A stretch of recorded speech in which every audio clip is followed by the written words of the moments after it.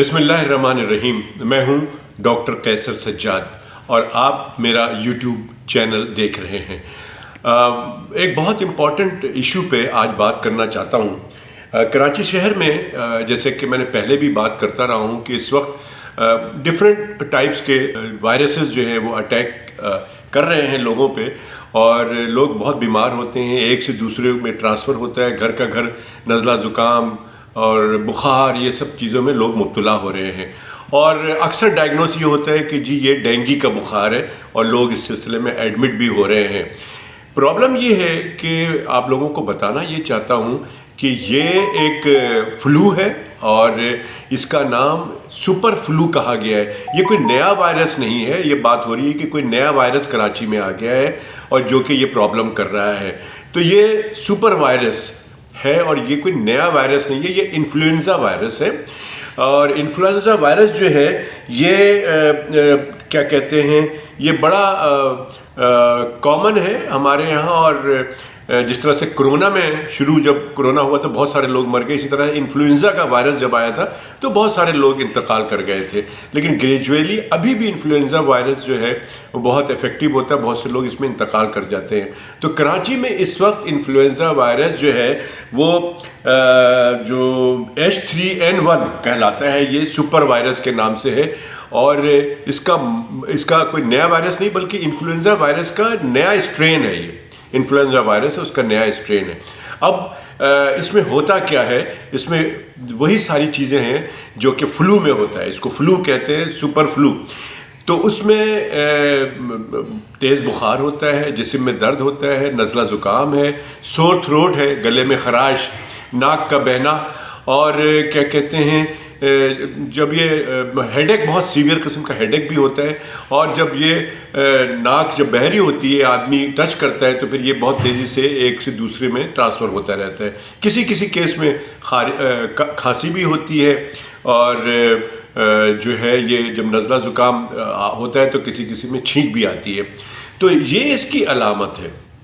اور ہمیں کیا کرنا چاہیے کہ جیسے کہ میں نے پہلے کرونا میں بہت بات کرتا رہا ہوں کہ تمام وائرسز کا ایک ہی طریقہ علاج ہے یا اس کی پریونشن ہے کہ ہم اس وائرسز کو ایک سے دوسرے میں نہ لگنے دیں.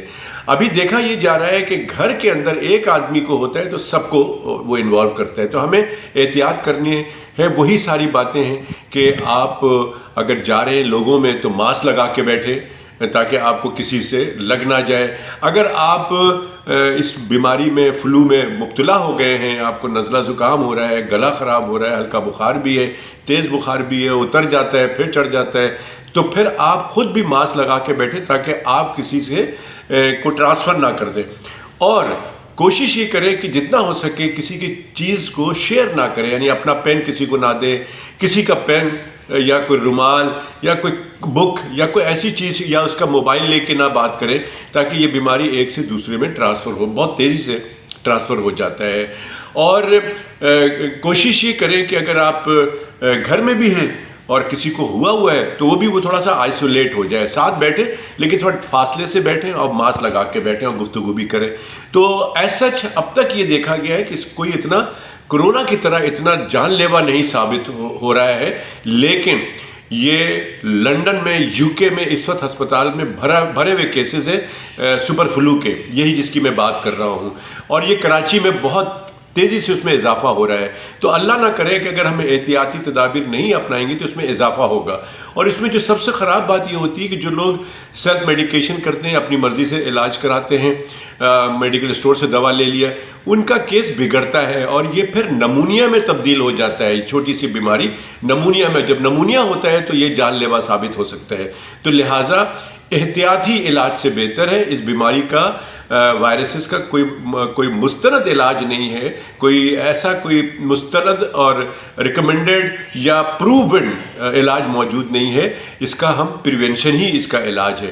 تو احتیاط کریں. آج کل کے اس موسم کے اندر ہاتھ نہ ملائیں، شیئر نہ کریں کسی کی چیز، اپنی چیزوں کو شیئر نہ کریں، اور ماسک لگا کے رکھیں جہاں پہ آپ جاتے ہیں. جیسے اس طرح کا یہ ماسک ہم پہلے لگاتے تھے، آپ اس کو لگا لیں. اگر آپ دیکھتے ہیں کہ آپ اکیلے ہیں، گاڑی میں الگ سفر کر رہے ہیں، آپ اس کو نکال لیں، یا آپ اکیلے بیٹھے ہوئے ہیں تو آپ نکال کے بیٹھے، کوئی بات نہیں، یا آپ سمجھتے ہیں کہ لوگ کافی دور بیٹھے ہوئے ہیں آپ سے تو ماسک نہ لگائیں۔ لیکن جب آپ کوئی ایسا کام کر رہے ہیں، ہاتھ کو ٹچ کر رہے ہیں، آپ کو نہیں پتہ، ناک کو ٹچ کر رہے ہیں، تو آپ ہاتھ کو صابن سے اچھی طرح دھو لیں۔ اور پھر وہی والی بات کہ سینیٹائزر اگر ابھی رکھیں تو بہت اچھا ہوگا، سینیٹائز کریں اپنے ہاتھ کو، تو آپ کا ہاتھ سے جو انفیکشن ہو کسی اور کو نہ ٹرانسفر ہو۔ ہم اس پہ جو ہے وہ مزید گفتگو کریں گے، اگر کوئی پرابلم ہوتی ہے تو میں آپ کو آگاہی دوں گا اس بیماری کے حوالے سے۔ جب تک کے لیے مجھے اجازت دیجیے، اللہ حافظ۔